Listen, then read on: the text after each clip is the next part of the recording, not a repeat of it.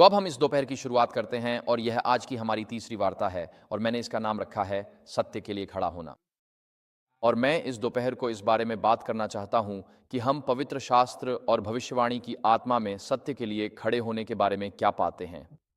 और मैं इस बारे में इसलिए बोल रहा हूं क्योंकि आपको कभी नहीं पता होता कि कब स्पॉटलाइट आप पर आ जाएगी।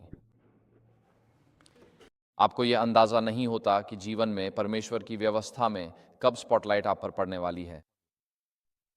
और आप बस यही प्रार्थना करते हैं कि जब स्पॉटलाइट आप पर पड़े तो वह आप में कोई दाग ना पाए। आप प्रार्थना करते हैं कि जब स्पॉटलाइट आप पर पड़े तो वे आपको प्रकाश में चलते हुए पाए। और एक ऐसे संसार में जो मसीह के नाम को धारण करने वालों के प्रति दिन ब दिन अधिक शत्रुतापूर्ण होता जा रहा है, यदि कोई दाग पाया जाता है तो लोग उसी को लेकर बहुत बातें करेंगे और आपकी छवि को धूमिल करने की कोशिश करेंगे। लेकिन यदि स्पॉटलाइट आप पर पड़े तो आप चाहते हैं कि आप निर्दोष पाए जाएं। आप चाहते हैं कि आप प्रकाश में चलते हुए पाए जाएं। आप यह सुनिश्चित करना चाहते हैं कि आपके जीवन में कहीं भी कोई छाया या अंधकार की झलक न हो। और आप जानते हैं, मैं अपनी ही अनुभव का हिस्सा हूं। पिछले 5 वर्षों में मुझे बिल्कुल अंदाजा नहीं था कि स्पॉटलाइट मुझ पर पड़ेगा, लेकिन ऐसा हुआ। और इसलिए मैं आज दोपहर यहां व्यक्तिगत अनुभव से ही ये बात कह रहा हूं। हम में से किसी को भी यह अंदाजा नहीं होता कि स्पॉटलाइट कब हम पर पड़ेगा। सोवियत संघ से एक कहानी है। ये उस समय की बात है जब यूरी गगारिन अंतरिक्ष में गए थे। हम पृथ्वी की निचली कक्षा में गए और सोवियत लोगों ने उनका खूब जश्न मनाया। और वे कह रहे थे पृथ्वी पर कोई भगवान नहीं है, क्योंकि यूरी गगारिन अंतरिक्ष में गए और उन्होंने भगवान को नहीं देखा। और कहानी यह थी कि मास्को में एक किंडरगार्टन शिक्षिका थी जो छोटे बच्चों को बता रही थी कि भगवान नहीं है, क्योंकि यूरी गगारिन ने भगवान को नहीं देखा। और उस छोटी सी 4 साल की बच्ची ने अपना हाथ उठाया और बस इतना कहा, कृपया मैम, मेरे भगवान तो और ऊपर रहते हैं। और जहां भी यूरी गगारिन के भगवान को न देखने की कहानी सुनाई जाती है, वहां उस विश्वास से भरी 4 साल की बच्ची की कहानी भी सुनाई जाती है जो स्पष्ट रूप से एक ईसाई परिवार से थी। और उसे एहसास हुआ कि वह व्यक्ति, वह शिक्षक जो कह रहा था वह सच नहीं था और उसका ईश्वर उससे कहीं ऊपर रहता है। इसलिए जीवन में आप कभी नहीं जान सकते कि कब आप पर सबकी नजरें टिक जाएंगी। और जब आपके शब्द या आपके कर्म सार्वजनिक जांच का विषय बनने वाले हों, और जब आपके शब्दों और कार्यों की सार्वजनिक रूप से जांच की जाती है, तो यकीन मानिए, आप जो कुछ भी कहेंगे उसे लिख लिया जाएगा और आपके खिलाफ सबूत के तौर पर इस्तेमाल किया जाएगा। बिल्कुल सब कुछ। और मुझे पिछले सप्ताह अमेरिका में आयोजित एक सम्मेलन से यह सूचना प्राप्त हुई। यह सीधे मुझे नहीं भेजा गया था, लेकिन किसी ने इसे मुझे भेजा था। उन्होंने अपने सभी पादरियों को पत्र भेजकर चेतावनी दी कि वे मुझे अपने चर्चों में आमंत्रित न करें। और फिर उससे जुड़े हुए 3 दस्तावेज थे। और ये दस्तावेज स्पष्ट रूप से चर्च के मुख्यालय से आए थे, क्योंकि प्रत्येक वाक्य के साथ एक संख्या जुड़ी हुई थी, जैसे 1 2 3 4 5 6 7 8 9 10 बाईं और नीचे की तरफ। यही तरीका है जिससे चर्च का सचिवालय काम करता है। तो ये एक तरह से कानूनी दस्तावेज जैसा था और इसमें पिछले 10 वर्षों के सभी उपदेशों से दर्जनों उद्धरण थे, अध्याय और श्लोक के साथ तारीख, समय, यूट्यूब लिंक और बोल्ड ऑफ अंडरलाइन किए गए अंश भी शामिल थे। कोई टिप्पणी नहीं थी जिसमें कहा गया हो कि यह क्यों विधर्म है। बस दस्तावेजों के पन्ने थे। और मुझे एहसास हुआ, ओह, कोई मेरी कहीं हर बात पर नजर रख रहा है और वे मेरी कहीं हर बात पर नजर रख रहे हैं, क्योंकि वे आरोप लगाने का कारण ढूंढना चाहते हैं। तो मैंने अपनी पत्नी से कहा, मुझे अब से अपने उपदेश के नोट्स सीधे जनरल कॉन्फ्रेंस को भेजने शुरू कर देने चाहिए और कहना, देखिए ये रहे, इसे देख लीजिए और फिर आपको पता चल जाएगा कि इसमें कुछ भी विधर्मी नहीं है, लेकिन आपको कभी नहीं पता कि स्पॉटलाइट कब आप पर पड़ जाएगी।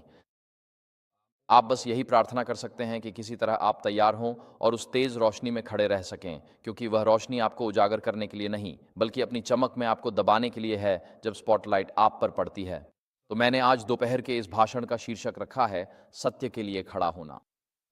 और आइए पहले हम अपने सिर झुकाएं और प्रार्थना करें। हे स्वर्गीय पिता, प्रभु, हम अब तक सब्त के दिन की आशीषों के लिए आपका धन्यवाद करते हैं। प्रभु, अमेरिका में आराधना की स्वतंत्रता और ग्रेलिंग मेथोडिस्ट चर्च के लिए धन्यवाद। उनके पादरियों और नेतृत्व टीम का आभार जिन्होंने हमें आमंत्रित किया। प्रभु, प्रार्थना है कि हमारे इस साथ पर आपकी आशीष बनी रहे। प्रभु, मैं प्रार्थना करता हूं कि आपकी आत्मा की प्रेरणा से ये शब्द मेरे माध्यम से बोले जाएं और हमारे प्रत्येक हृदय और मन में दृढ़ विश्वास उत्पन्न करें। प्रभु, यह समय मसीह की देह के निर्माण और सशक्तिकरण के लिए उपयोग हो। ये मैं यीशु के पवित्र नाम में मांगता हूं, आमीन। तो आज की हमारी यात्रा, जैसा कि आप स्क्रीन पर देख रहे हैं, यही यात्रा है। वहाँ एक लंबी चीज़ है ना? यहाँ 7 बिंदु हैं, फिर एक निष्कर्ष है। तो ये कोई सामान्य उपदेश नहीं है। अधिकांश उपदेशों में 3 बिंदु और एक निष्कर्ष होता है। लेकिन मैंने इसमें थोड़ा और जोड़ने की कोशिश की क्योंकि यह सप्त की दोपहर थी और मुझे लगा कि हमारे पास थोड़ा अधिक समय होगा। तो वह महिला जो मेरी घड़ी देख रही है, ठीक है? क्या आप इस बार 45 मिनट पर मुझे याद दिला सकती हैं? ओह! आपने किया, है ना? ठीक है, ठीक है। तो वहाँ रॉयल घड़ी की रखवाली करने वाली नीचे बैठी हैं और वो मुझे इशारा करेंगी जब मुझे इसे समाप्त करने का समय होगा। ठीक है, तो यह है हमारी यात्रा। हम एक बहुत प्रसिद्ध एडवेंटिस्ट उद्धरण को देखने जा रहे हैं, फिर हम अगली हेडिंग्स पर नजर डालेंगे। हमारा प्रेम मायने रखता है, शास्त्र के आधार पर एकता। इस प्रकार प्रभु ने कहा, रात का प्रहरी, उलाहने, सलाह और चेतावनियां और शरीर के लिए आह भरना, और फिर हम अपनी निष्कर्ष पर पहुंचेंगे। तो यही यात्रा है जो हम आज तय करने वाले हैं। और वास्तव में यहाँ ध्यान इस बात पर है, ओज, कि जब सबकी नजरें आप पर हों, तब आप सत्य के लिए खड़े हों और वह रोशनी आपकी मित्र नहीं होती। और ये बात अब पहले से कहीं ज़्यादा हो रही है, खासकर कैंसल कल्चर के साथ, यहाँ तक कि हमारे अपने चर्च के भीतर भी। तो चलिए सबसे पहले एक बहुत प्रसिद्ध एडवेंटिस्ट कथन पर आते हैं। और यहाँ एक उद्धरण है, आप इसे स्क्रीन पे दिखा सकते हैं अगली स्लाइड में। ये एक बहुत ही प्रसिद्ध उद्धरण है जिसके बारे में एडवेंटिस्ट हमेशा बात करते हैं। और इसमें लिखा है, चर्च गिरने के कगार पर दिखाई दे सकता है, लेकिन वह गिरता नहीं है। और ये बात मुझे बहुत अद्भुत लगती है। कितनी बार ऐसा होता है कि जब एडवेंटिस्ट किसी संकट से गुजरते हैं तो वे तुरंत भविष्यवाणी की आत्मा में 2 या 3 प्रसिद्ध उद्धरणों की आरामदायक चादर में लिपट जाते हैं और फिर वे इन्हें एक दूसरे को बार बार दोहराते रहते हैं। और मुझे लगता है कि वे ऐसा सिर्फ इसलिए नहीं करते कि इससे उन्हें सांत्वना मिलती है, बल्कि इसलिए भी करते हैं क्योंकि इससे उन्हें किसी मुद्दे पर खड़े होकर बोलने की ज़रूरत से बचने का बहाना मिल जाता है। ईश्वर ने कहा है कि ऐसा ही होगा, इसलिए हम इसके बारे में कुछ नहीं कर सकते, तो हमें इन बातों पर बोलने की ज़रूरत नहीं है। तो ये एक बहुत प्रसिद्ध एडवेंटिस्ट उद्धरण है। क्या आप मुझसे सहमत हैं? कलीसिया गिरने के कगार पर जरूर दिख सकती है, लेकिन वह गिरती नहीं है। अब जब लोग हो रही घटनाओं के बारे में बात करते हैं, जब वे सांस्कृतिक मार्क्सवाद और क्रिटिकल थ्योरीज की चर्चा करते हैं, तो हम ये बात अक्सर सुनते हैं। हमारे कॉलेजों और इसी तरह की संस्थाओं, संयुक्त राष्ट्र, यूएसएआईडी, विश्व स्वास्थ्य संगठन आदि के साथ हमारे गठबंधनों के माध्यम से, और लोग इस उद्धरण को हर समय दोहराते हैं, जैसे कि किसी तरह ईश्वर ने यह तय कर दिया है कि ऐसा ही होगा, लेकिन कलीसिया अंत समय में किसी तरह इससे उबर जाएगी। और इसलिए यह एक तरह की आध्यात्मिक सांत्वना कंबल जैसा है। यह सांत्वना कंबल क्यों है? क्योंकि अप्रत्यक्ष रूप से यह सदस्यों को बोलने, डांटने या प्रशासनिक सुधार या आध्यात्मिक नवीनीकरण की मांग करने की किसी भी जिम्मेदारी से मुक्त कर देता है। क्योंकि कलीसिया केवल ऐसा प्रतीत होगी जैसे वह गिरने वाली है, लेकिन वह गिरेगी नहीं। असल में मूल रूप से हम इस पद पर विश्वास करते हैं कि सब कुछ ठीक हो जाएगा, चाहे आज कितनी भी कमियां और संघर्ष हों। और क्या यही वह उद्धरण वास्तव में कह रहा है? मुझे ऐसा नहीं लगता। वह उद्धरण क्या कह रहा है? तो आइए खुद से पूछें, क्योंकि सिस्टर व्हाइट यहां ये अभिव्यक्ति दे रही है। हम उद्धरण को उसके संदर्भ में 1 मिनट में देखेंगे, लेकिन चलिए पूछते हैं, वह चर्च शब्द को कैसे परिभाषित करती है। तो अगली स्लाइड में हमारे पास 17 मैन्युस्क्रिप्ट रिलीज से एक बहुत प्रसिद्ध उद्धरण है। इसमें लिखा है, परमेश्वर के पास क्या है? ठीक है, यह न तो महान गिरजाघर है, न ही यह कोई राष्ट्रीय संस्था है, और न ही यह विभिन्न संप्रदाय हैं। ये वे लोग हैं जो परमेश्वर से प्रेम करते हैं और उसकी आज्ञाओं का पालन करते हैं। तो परमेश्वर की दृष्टि में उसकी कलीसिया उन लोगों से बनी है जो उससे प्रेम करते हैं और उसकी आज्ञाओं का पालन करते हैं। और प्रेरितों के काम में लिखा है, आरंभ से ही विश्वास योग्य आत्माएं पृथ्वी पर कलीसिया का निर्माण करती रही हैं। तो इस अर्थ में जब सिस्टर व्हाइट चर्च शब्द का उपयोग करती हैं, तो इस अर्थ में वह उन सभी लोगों की बात नहीं कर रही हैं जो उद्धार के इतिहास में कभी भी किसी चर्च में बैठे हों। वह कह रही हैं कि समय की शुरुआत से लेकर आज तक परमेश्वर के पास हमेशा एक विश्वास योग्य लोग रहे हैं। वे केवल परमेश्वर को ही ज्ञात हैं, क्योंकि किसी भी चर्च में, किसी भी समय, किसी भी देश में, किसी भी शताब्दी में हमेशा गेहूं और जंगली घास एक दूसरे के बगल में बैठे होते हैं। लेकिन चर्च शब्द के इस अर्थ में सिस्टर व्हाइट कह रही हैं कि परमेश्वर जानते हैं कि हर दृश्य मंडली में एक अदृश्य विश्वास योग्य अवशेष परमेश्वर के लिए होता है, उस क्षण और उस समय में। और परमेश्वर के पास हमेशा ऐसा रहा है, हाबिल और शेत से लेकर आज तक। तो ये एक तरीका है जिसमें सिस्टर व्हाइट चर्च शब्द का उपयोग करती है।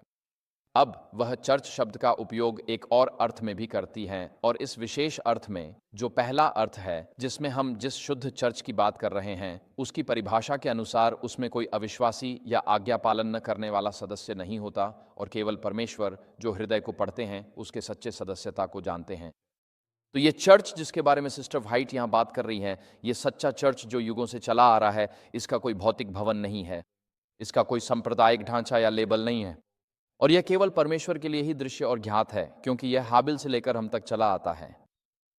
तो विस्तार से कहें तो ये सेंट एडम्स चर्च 1863 के बाद से नहीं हो सकता, और यह प्राचीन इज़राइल भी नहीं हो सकता जो पुराने नियम के समय का था। यह हाबिल तक पीछे चला जाता है, और इसलिए हर पीढ़ी में परमेश्वर के पास ऐसे लोग होते हैं जो उसके प्रति विश्वास योग्य होते हैं, और वे उसी के लिए जाने जाते हैं, चाहे उनके आसपास उस समय कोई भी पूजा कर रहा हो। फिर अगला वाक्य जिसमें सिस्टर व्हाइट ने चर्च शब्द का इस्तेमाल किया है, वह अगले उद्धरण में मिलता है जो आप स्क्रीन पर देख रहे हैं। यह 5वीं गवाही से है, और वह कहती हैं, वहाँ अगर आप स्लाइड बदल सकते हैं, वहाँ धन्यवाद, चर्च में विश्वासियों और अविश्वासियों दोनों होते हैं। मसीह अपनी दाखलता और उसकी डालियों की दृष्टांत में इन दोनों वर्गों का प्रतिनिधित्व करते हैं, और फिर वह आगे कहती हैं कि चर्च की प्रगति उसके सदस्यों के गलत आचरण के कारण धीमी हो जाती है। चर्च से जुड़ना, हालांकि यह एक महत्वपूर्ण और आवश्यक कार्य है, किसी को मसीही नहीं बनाता और न ही उद्धार की गारंटी देता है। तो हम इससे क्या सीखते हैं? तो एक अर्थ में जब सिस्टर व्हाइट चर्च शब्द का उपयोग करती है, तो उनका मतलब उन लोगों से है जो परमेश्वर के प्रति विश्वास योग्य हैं, जो उससे प्रेम करते हैं और उसकी आज्ञाओं का पालन करते हैं, मानव इतिहास के सभी युगों में फैला हुआ। और दूसरा तरीका जिसमें वह चर्च शब्द का उपयोग करती है, वह यह है कि हर पीढ़ी में एक दृश्य चर्च भी होता है, और वह दृश्य चर्च गेहूं और जंगली घास दोनों को एक साथ समेटे रहता है। तो जब वह चर्च शब्द का उपयोग करती है, तो आपको ध्यान से सोचना होगा कि वह किस अर्थ में चर्च शब्द का उपयोग कर रही है, किसी दिए गए उदाहरण में। और अगली स्लाइड में वह गेहूं और जंगली घास के बारे में और अधिक बात करती है। वह कहती हैं, क्या परमेश्वर की कोई जीवित कलीसिया नहीं है? उसके पास एक कलीसिया है, लेकिन वह विजयी कलीसिया नहीं बल्कि संघर्षरत कलीसिया है। हमें खेद है कि उसमें दोषपूर्ण सदस्य हैं कि गेहूं के बीच जंगली घास भी है, और इसलिए वह इसे गेहूं और जंगली घास की दृष्टांत पर आधारित कर रही हैं। और इसलिए परमेश्वर के पास एक कलीसिया है, हर पीढ़ी में उसके पास एक विश्वास योग्य अवशेष है, और वे सभी संप्रदायों की सीमाओं को पार करते हैं। वे विश्वास योग्य हाबिल और शेत से लेकर आज तक हम सब तक जाते हैं। और फिर परमेश्वर के पास एक दृश्य कलीसिया है, और उस दृश्य कलीसिया में हर पीढ़ी में गेहूं और जंगली घास दोनों होते हैं, लेकिन यह वास्तव में केवल परमेश्वर ही जानता है। यहाँ तक कि एलियाह ने भी 1 राजा 19 में कहा था, मैं ही अकेला बचा हूँ। और वह यह नहीं देख सका कि इज़राइल में और कोई गेहूं विश्वास योग्य है, लेकिन परमेश्वर ने कहा, नहीं, मैंने अपने लिए अब भी 7,000 ऐसे लोगों को बचा रखा है जिन्होंने बाल के आगे घुटने नहीं टेके हैं। तो यहाँ तक कि एलियाह, जो पुराने नियम के सबसे प्रसिद्ध भविष्यद्वक्ताओं में से एक थे, वे भी इज़राइलियों में और कोई गेहूं विश्वास योग्य नहीं देख सके, लेकिन परमेश्वर देख सकता था। अक्सर ऐसा होता है कि जब गेहूं और जंगली घास तारे साथ होते हैं, तो कभी कभी गेहूं के लिए भी यह पहचानना मुश्किल हो जाता है कि बाकी गेहूं कौन है। और हम यह बात 1 राजा 19 में एलियाह की कहानी से देखते हैं। तो फिर सवाल उठता है कि चर्च में गेहूं और जंगली घास तारे कब तक साथ साथ रहेंगे? तो जो जीवित कलीसिया चर्च आप स्क्रीन पर देख रहे हैं, वह मसीह की दृश्यमान संगठित देह को दर्शाती है, जिसके भीतर गेहूं और जंगली घास तारे दोनों होते हैं, जब तक मसीह उन्हें अलग नहीं कर देता। अब कब होता है ये? 2 बार अलगाव होता है। एक बार अलगाव अनुग्रह काल के समाप्त होने पर होता है, और फिर दूसरा अलगाव मसीह के दूसरे आगमन पर होता है। और मसीह के दूसरे आगमन पर होने वाला अलगाव उस अलगाव की एक दृश्यमान अभिव्यक्ति है जो अनुग्रह काल के समाप्त होने पर होता है। तो चलिए अब अगली स्लाइड पर चलते हैं। इसमें लिखा है, अभी गेहूं और जंगली घास तारे आपस में मिले हुए हैं, लेकिन फिर केवल वही एक हाथ जो उन्हें अलग कर सकता है, हर किसी को उसकी सही स्थिति देगा। शुद्ध धातु और मैल अब और एक साथ नहीं मिलेंगे। फिर वह आगे बताती हैं कि ये कब होगा। वह कहती हैं, वह समय दूर नहीं जब हर आत्मा की परीक्षा होगी। प्रकाशित वाक्य 13 में हमारे ऊपर पशु का चिन्ह थोपने की कोशिश की जाएगी। इसी समय कलीसिया के भीतर सोना मैल से अलग कर दिया जाएगा। तो कलीसिया पर एक परीक्षा आने वाली है। और दृश्य कलीसिया जिसमें गेहूं और जंगली घास दोनों हैं, उसमें से सोने को मैल से या गेहूं को जंगली घास से अलग करने के लिए परमेश्वर एक ऐसी परीक्षा का उपयोग करेंगे जो सारी दुनिया पर आएगी। और अगला उदाहरण इस बारे में और विस्तार से बताता है कि यह कब होता है। इसमें कहा गया है कि रविवार को मानना अभी तक पशु का चिन्ह नहीं है और तब तक नहीं होगा जब तक वह आदेश जारी नहीं होता जो लोगों को इस झूठे सप्त की पूजा करने के लिए मजबूर करता है। वह समय आएगा जब यह दिन परीक्षा बनेगा, लेकिन वह समय अभी नहीं आया है। तो एक परीक्षा दुनिया पर आने वाली है, झूठी पूजा और सच्ची पूजा, जबरन पूजा या स्वतंत्र पूजा के बीच। तो इस तरह की पृष्ठभूमि को ध्यान में रखते हुए हम समझते हैं, इसलिए एक अदृश्य सच्चा चर्च है जो हाबिल से लेकर आज तक चलता आ रहा है, जिसमें वे लोग शामिल हैं जो परमेश्वर की आज्ञाओं का पालन करते हैं और परमेश्वर से प्रेम करते हैं। और क्योंकि वे हाबिल से लेकर आज तक हैं, आप ये नहीं कह सकते कि ये कोई विशेष संप्रदाय है। ये हर पीढ़ी में एक विश्वास योग्य समूह है और फिर परमेश्वर के प्रत्यक्ष लोग भी हैं, चाहे वह प्राचीन इज़राइल हो या प्रेरितों का चर्च या आप कह सकते हैं 1500 के दशक में सुधारवादी चर्च आदि। और जब आप इतिहास में आगे बढ़ते हैं तो आप परमेश्वर के प्रत्यक्ष लोगों की पहचान कर सकते हैं, लेकिन उन प्रत्यक्ष लोगों के भीतर, उस प्रत्यक्ष राज्य के भीतर भी आपको हमेशा गेहूं और जंगली घास कुछ एक साथ मिलेंगे और केवल परमेश्वर ही जानता है कि वास्तव में गेहूं कौन है और जंगली घास कौन है। तो आइए उस उदाहरण पर आते हैं जिसके बारे में हम यहाँ बात कर रहे हैं, जिसमें कहा गया है कि चर्च गिरने के कगार पर दिखाई दे सकता है लेकिन वह गिरता नहीं है। और अगर हम अगली स्लाइड पर जाएं कृपया, तो ये पूरा उदाहरण है और इसमें यह कहा गया है राष्ट्र अपनी जड़ों तक हिल जाएंगे। और यहाँ वह प्रकाशित वाक्य 13 के बारे में बात कर रही हैं। समर्थन उन लोगों से वापस ले लिया जाएगा जो परमेश्वर की धार्मिकता के एकमात्र मानक की घोषणा करते हैं, जो चरित्र की एकमात्र सच्ची कसौटी है। और जो भी राष्ट्रीय परिषदों के आदेश के आगे नहीं झुकेंगे और उस राष्ट्रीय कानून का पालन नहीं करेंगे जो पापी मनुष्य द्वारा स्थापित शब्द को ऊंचा उठाने के लिए है और परमेश्वर के पवित्र दिन की उपेक्षा करेंगे, वे महसूस करेंगे सिर्फ लोकप्रिय दमनकारी शक्ति का नहीं, बल्कि प्रोटेस्टेंट जगत की जो पशु की छवि है उसका भी। शैतान अपने चमत्कारों से धोखा देगा, वह अपनी शक्ति को सर्वोच्च के रूप में स्थापित करेगा। तो यहाँ हम जिस बारे में बात कर रहे हैं और यही उस उद्धरण का तत्काल संदर्भ है, ऐसा लगेगा जैसे कलीसिया गिरने वाली है। यहाँ सिस्टर व्हाइट उस समय की बात कर रही हैं जब राष्ट्रीय रविवार कानून पारित किया जाएगा, समय के अंत में जब कलीसिया और राज्य मिलकर दुनिया पर जबरन उपासना थोपेंगे। यही वह संदर्भ है जिसके बारे में वह बात कर रही हैं। और फिर अगली स्लाइड में वह उद्धरण दिया गया है। इसमें लिखा है कलीसिया गिरने के कगार पर दिखाई दे सकती है लेकिन वह गिरती नहीं है। तो यहाँ वह किस कलीसिया की बात कर रही है? वे आगे कहती हैं ये बनी रहती है, यानी वह कलीसिया जो गिरने के कगार पर दिखाई देगी लेकिन गिरेगी नहीं, ये बनी रहती है। जबकि सियोन के पापियों को छांट दिया जाएगा, भूसी को कीमती गेहूं से अलग कर दिया जाएगा। ये एक भयानक परीक्षा है, लेकिन फिर भी यह होना जरूरी है। केवल वही लोग बचेंगे जिन्होंने मेमने के लहू के द्वारा विजय पाई है। उनकी गवाही का वचन वफादार और सच्चे लोगों में पाया जाएगा, जिनमें पाप का कोई दाग या कलंक नहीं होगा और उनके मुंह में कोई छल नहीं होगा।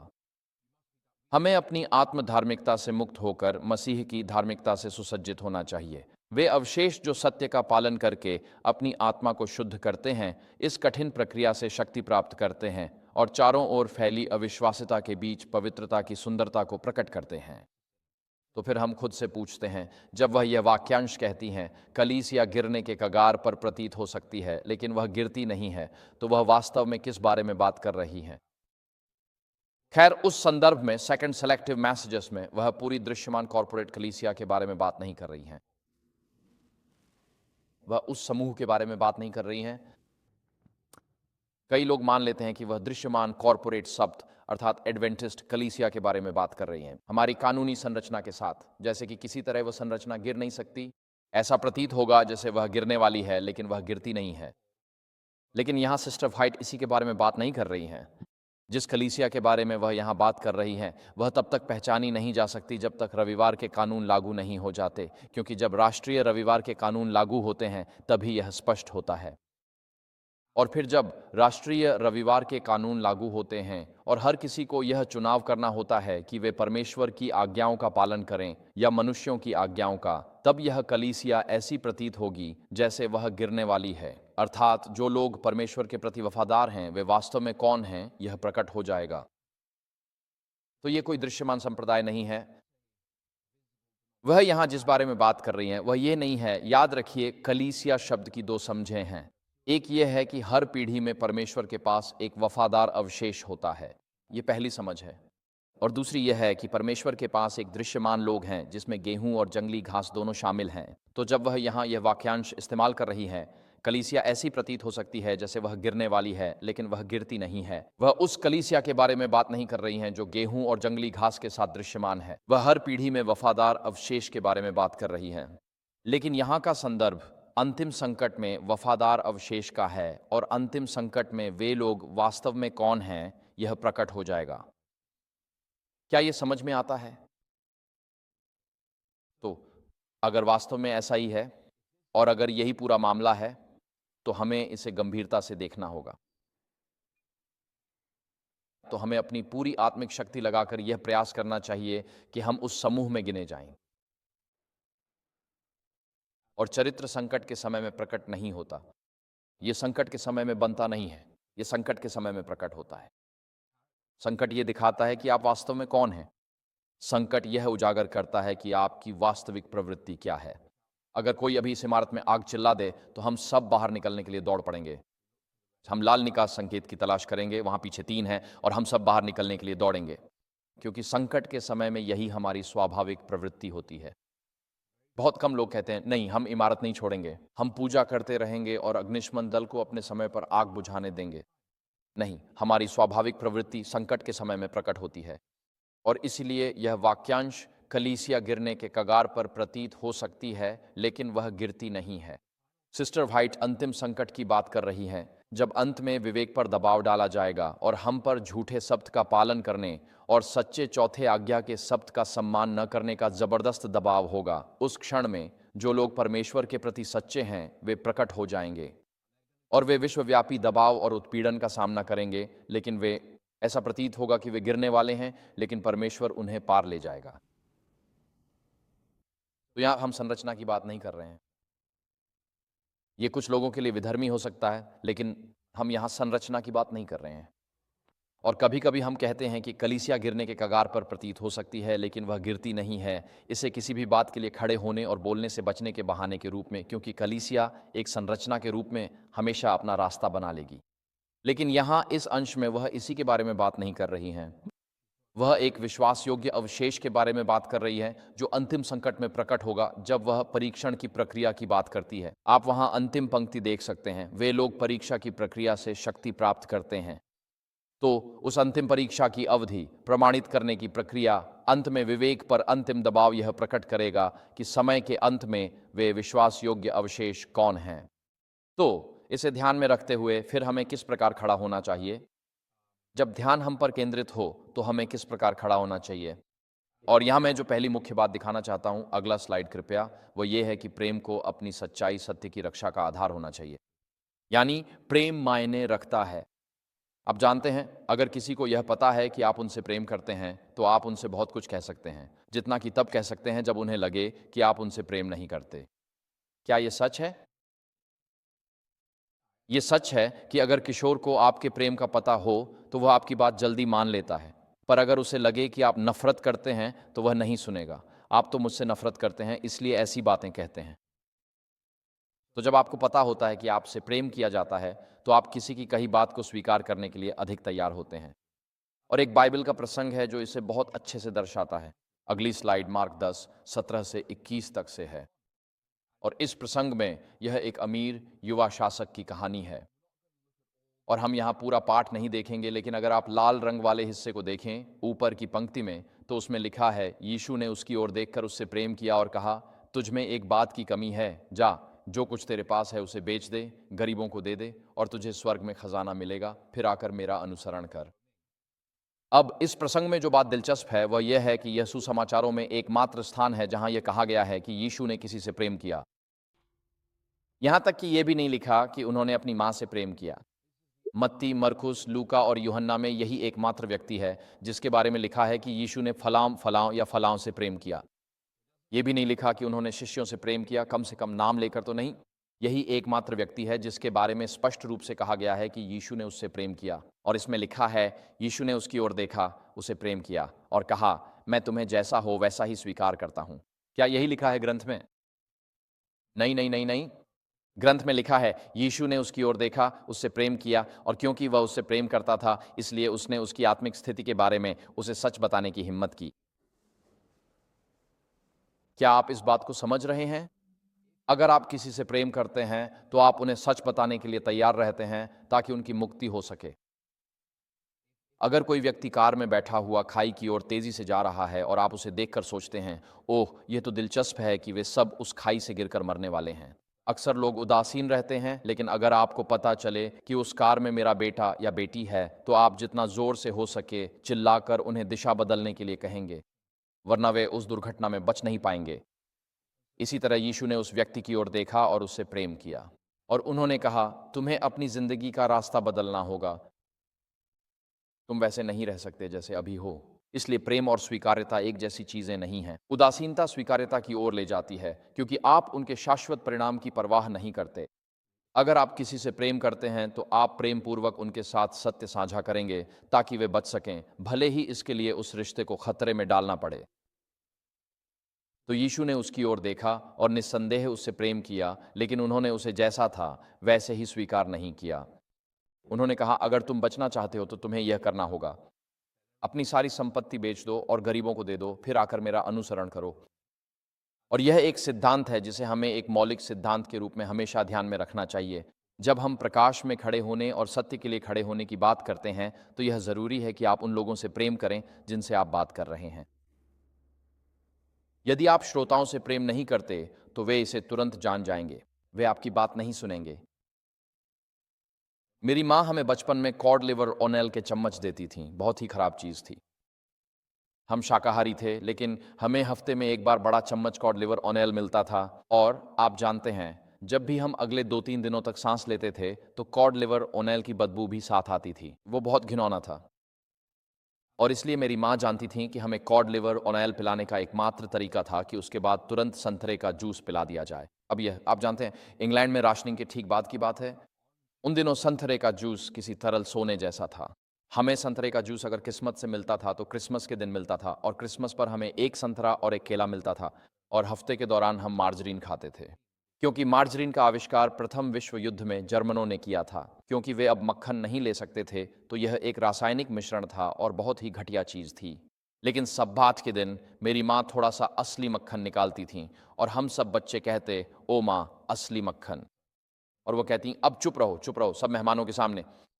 लेकिन हम उसी तरह के दौर में रहते थे, 70 के दशक में इंग्लैंड में बड़े हो रहे थे, और मेरी माँ ये जानती थी। कॉड लिवर ओनेल को नीचे उतारने का एकमात्र तरीका, कॉड लिवर ओनेल की सच्चाई केवल तभी सहनीय थी जब हम उसे संतरे के रस के गिलास के साथ पीते थे।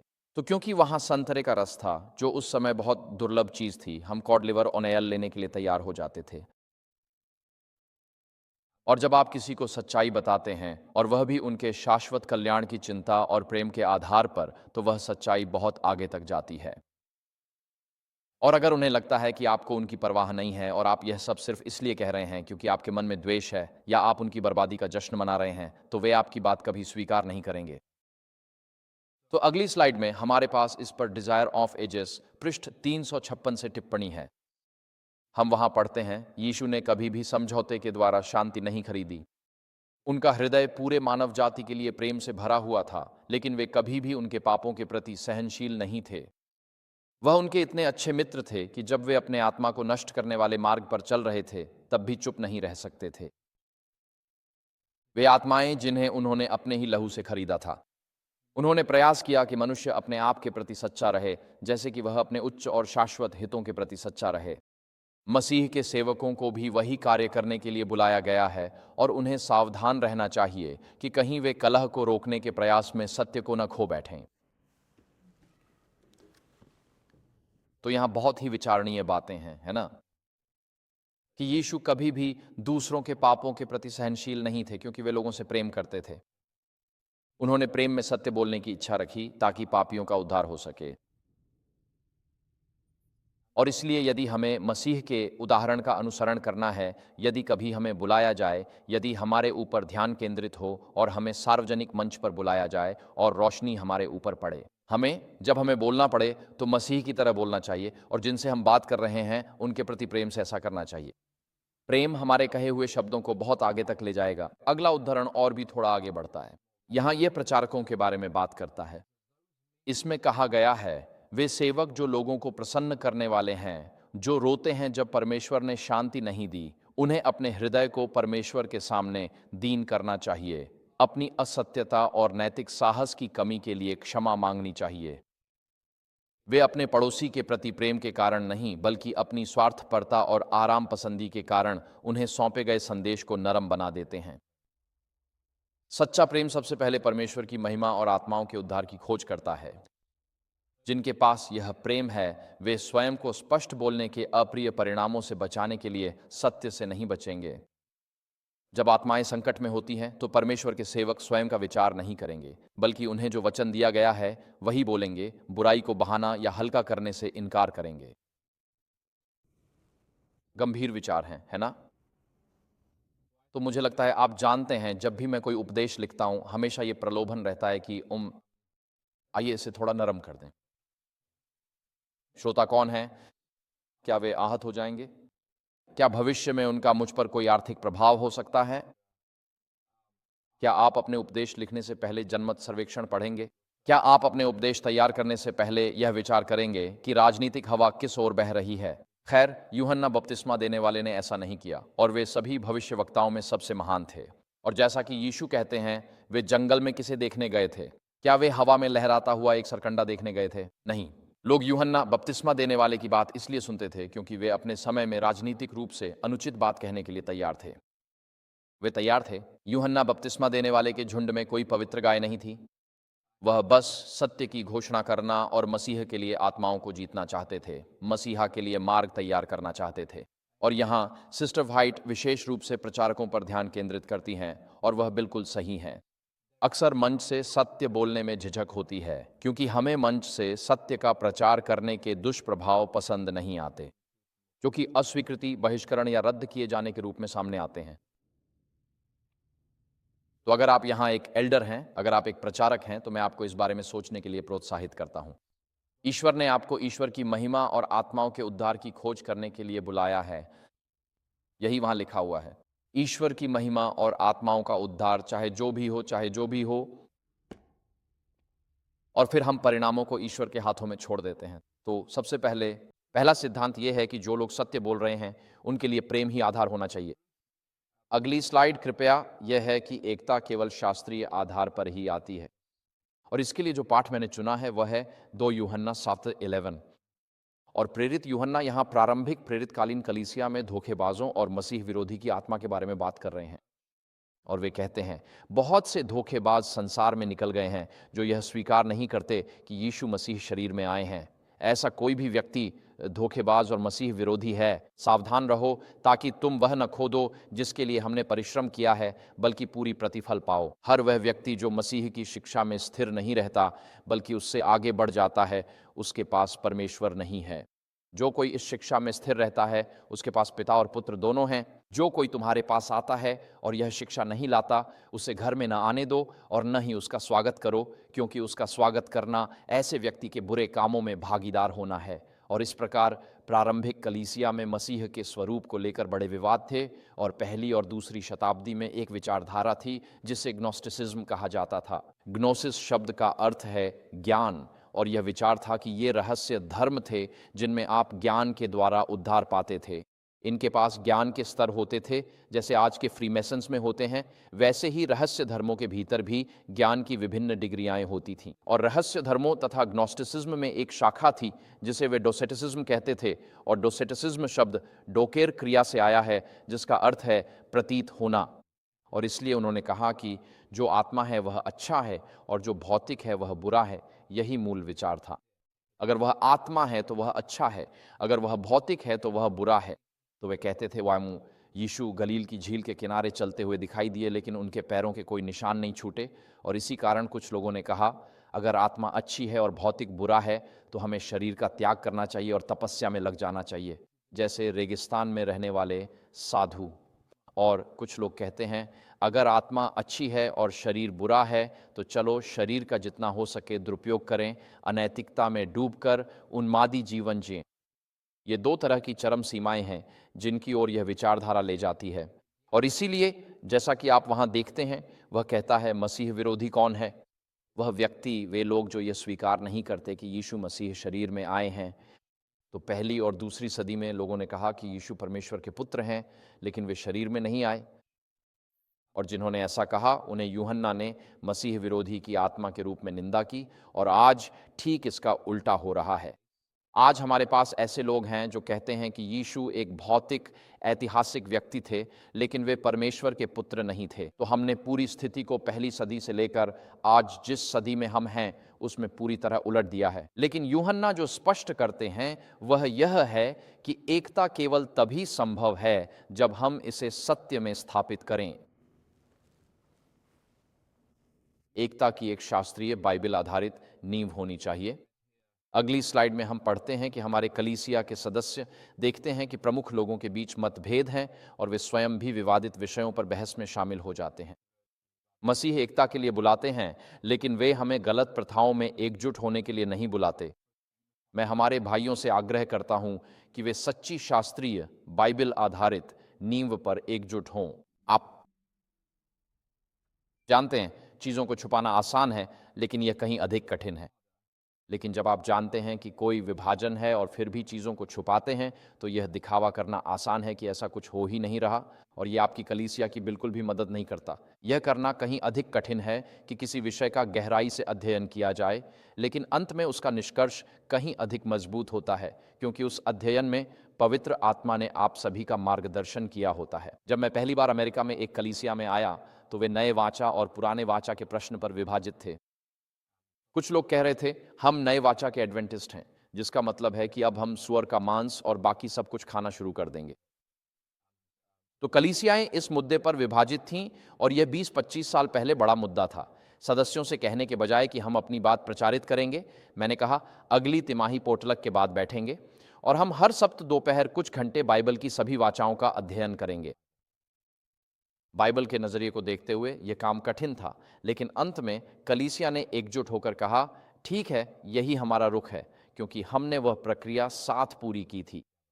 तो अगर कलीसिया में एकता होनी है तो वह शास्त्र के आधार पर ही होनी चाहिए, और इसका मतलब है कि हमें बाइबल का एक साथ अध्ययन करना चाहिए ताकि हम एक सामान्य निष्कर्ष पर पहुंच सकें, और अपने आप के प्रति ईमानदार रहना कि शायद जो विचार मैं संजोए हुए था या आगे बढ़ा रहा था, शायद जब हम उन पर शास्त्र का प्रकाश डालते हैं तो वे उतने मजबूत नहीं रह जाते। अगली स्लाइड जो ग्रेट कंट्रोवर्सी से है, इसे थोड़ी और विस्तार से समझाती है। ये प्रारंभिक कलीसिया के बारे में है। प्रारंभिक शताब्दियों में वहाँ ये कहता है, लंबे और कठोर संघर्ष के बाद कुछ वफादार लोगों ने यह निर्णय लिया कि वे उस धर्म त्यागी कलीसिया से सभी संबंध समाप्त कर देंगे यदि वह अब भी अपने आप को झूठ और मूर्ति पूजा से मुक्त करने से इनकार करती है। तो हम यहाँ तीसरी और चौथी शताब्दी के बारे में पढ़ रहे हैं, जब कलीसिया में मूर्ति पूजा और पगान विचार आने लगे, और वे लोग जो बाद में उत्तरी इटली में वॉल्डेंसेस कहलाए, वे कलीसिया में आ रही मूर्ति पूजा और अंधविश्वास को स्वीकार करने से इनकार कर रहे थे। और वह आगे कहती हैं, उन्होंने यानी उस समय के उत्तरी इटली के वफादार मसीहियों ने देखा कि यदि वे परमेश्वर के वचन का पालन करना चाहते हैं तो अलग होना एक पूर्ण आवश्यकता है। वे अपनी आत्माओं के लिए घातक त्रुटियों को सहन करने का साहस नहीं कर सकते थे और ऐसा उदाहरण नहीं रखना चाहते थे जिससे उनके बच्चों और आने वाली पीढ़ियों का विश्वास खतरे में पड़ जाए। शांति और एकता बनाए रखने के लिए वे परमेश्वर के प्रति निष्ठा के अनुरूप कोई भी रियायत देने को तैयार थे, लेकिन वे महसूस करते थे कि यदि सिद्धांत की बलि देकर शांति प्राप्त की जाए तो वह बहुत महंगी पड़ेगी। यदि एकता केवल सत्य और धार्मिकता से समझौता करके ही प्राप्त की जा सकती है, तो फिर भिन्नता और यहां तक कि युद्ध भी हो जाए। गंभीर शब्द हैं, है ना? कि यदि एकता होनी है तो वह पवित्र शास्त्र की सामान्य समझ के आधार पर ही होनी चाहिए, और हम इसे सिद्धांत डॉक्ट्रिन कहते हैं। और हमारे सामने एडवेंटिस्ट के रूप में चुनौती यह है कि हम 28 मूलभूत विश्वासों को मानते हैं। हम आधुनिक युग की उपज हैं, पर अब हम एक उत्तर आधुनिक दुनिया में रह रहे हैं, और इस उत्तर आधुनिक दुनिया में लोग अब सिद्धांत की धारणा को आसानी से स्वीकार नहीं करते हैं। मैं आपको एक उदाहरण देता हूं। जब आप आज चर्च आए तो क्या किसी ने स्टॉप साइन के पास से गाड़ी चलाई? हाँ, जो आपने स्टॉप साइन देखा तो आपने क्या किया? आप रुके या कम से कम रुकने की कोशिश की।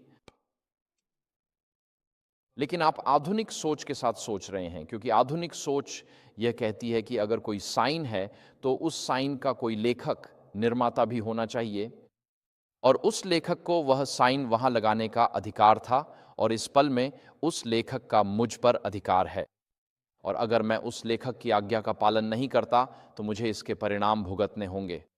और अगर मैं साइन देखकर रुकता हूं तो चार तरफा चौराहे पर जो भी स्टॉप साइन देखेगा वे भी रुकेंगे, और इसी तरह समाज चलता है। और ये हैं आधुनिकतावादी दुनिया की धारणाएं। लेकिन अब हम उत्तर आधुनिक दुनिया में रहते हैं, जहां युवा लोग ऐसे साइन को देखकर कहते हैं, यहाँ एक स्टॉप साइन है, कितना दिलचस्प है। मैं सोचता हूं इसे यहाँ किसने लगाया होगा? कोई कभी नहीं जान पाएगा कि वह साइन वहां किसने लगाया था।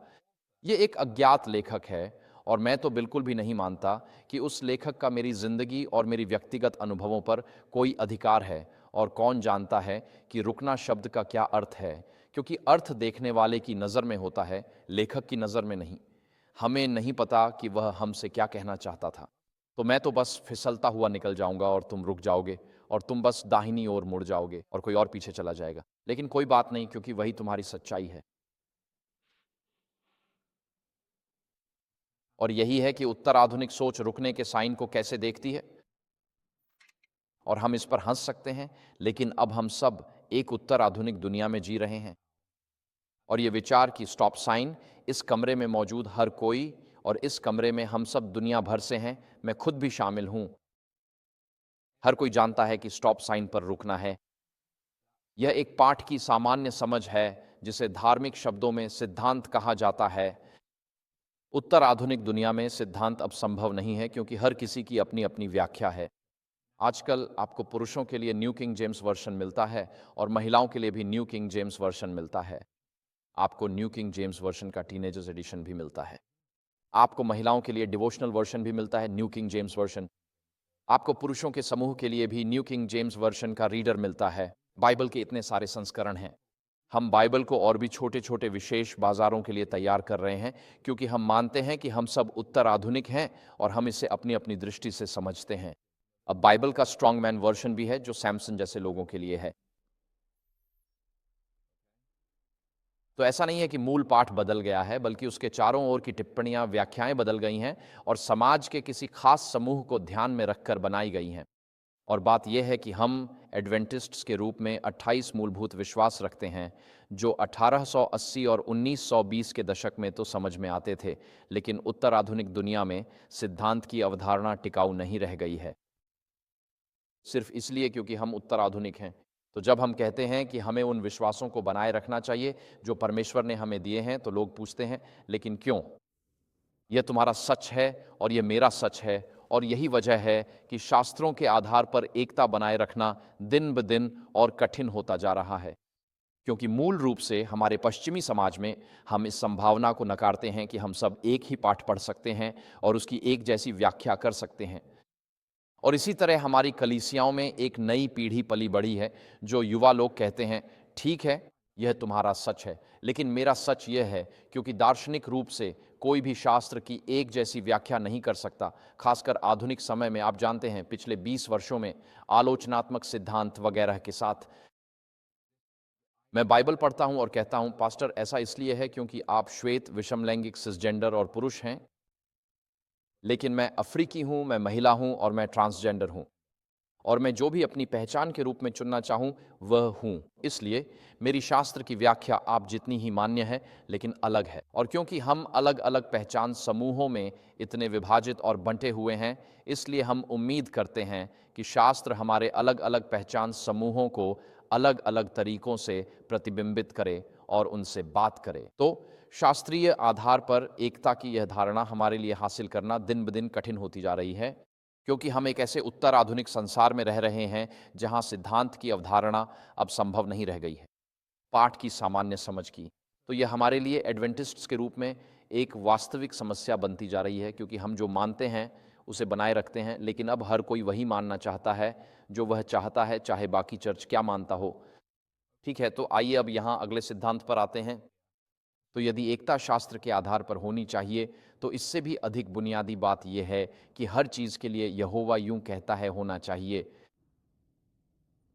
सिर्फ इतना नहीं कि यह मेरा निष्कर्ष है, बल्कि हमारे हर रुख के लिए यहोवा यूं कहता है होना चाहिए।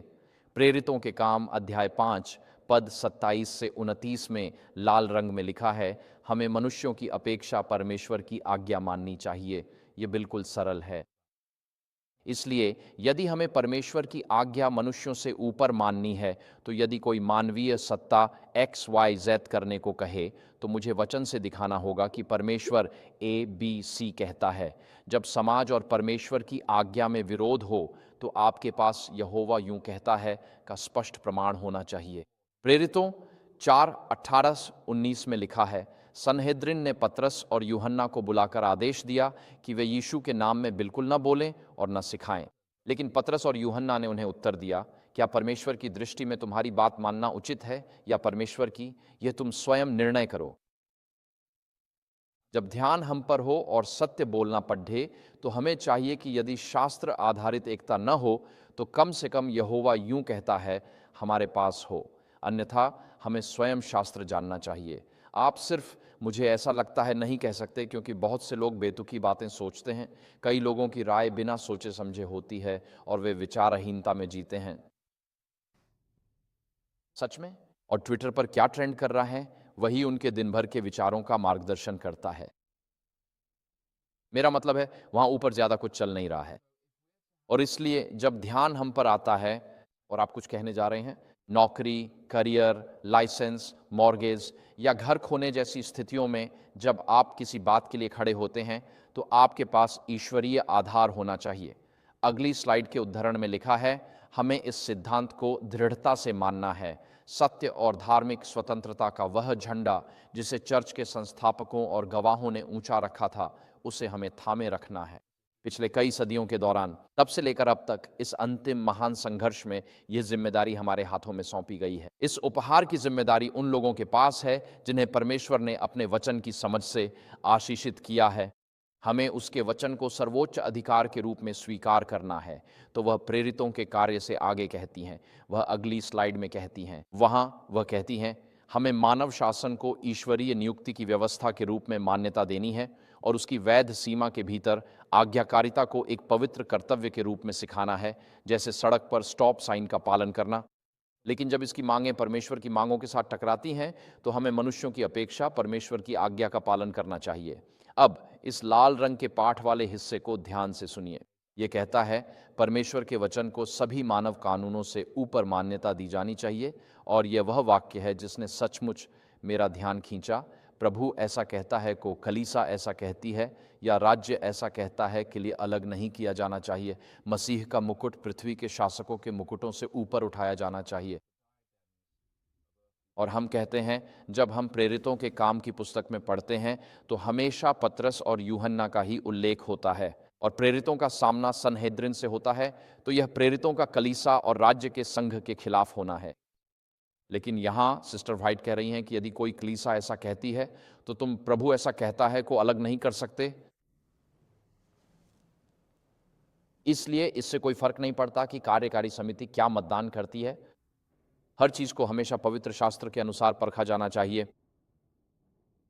चाहे आपकी कलीसिया समिति कुछ भी मतदान करे, हमें देखना चाहिए कि निर्णय स्पष्ट रूप से प्रभु ऐसा कहता है पर आधारित हो। हमें प्रभु ऐसा कहता है चाहिए। यदि कोई कहे कलीसिया ऐसा कहती है और वही अंतिम है, तो कहें नहीं, हमें प्रभु ऐसा कहता है ढूंढना है। क्योंकि जैसा कि लूथर ने कहा था, मनुष्यों की परिषदों ने कई बार गलतियां की हैं, जिनमें हमारी अपनी परिषदें भी शामिल हैं। आइए ईमानदार रहें। और अगर आप मेरी बात पर विश्वास नहीं करते, तो कई दशकों तक हमने महिलाओं को वही काम करने के लिए पुरुषों से कम वेतन दिया। 1970 के दशक में एक महिला द्वारा पैसिफिक प्रेस को चर्च में ले जाने और आलोचना झेलने के कारण ही आज एसडीए चर्च कॉन्फ्रेंसों में महिलाओं और पुरुषों को समान कार्य हेतु समान वेतन मिलता है। पुरुष परिषदों ने कहा कि समान काम पर महिलाओं का मूल्य कम है। उस प्रभु की आज्ञा को, चर्च का आदेश और फिर वापस प्रभु की आज्ञा में बदलना पड़ता। तो अगर आपको खड़ा होना है और बोलना है, तो आपकी मुख्य चिंता यह नहीं होनी चाहिए कि चर्च क्या कहता है या राज्य क्या कहता है। आपकी मुख्य चिंता यह होनी चाहिए कि परमेश्वर का वचन क्या कहता है।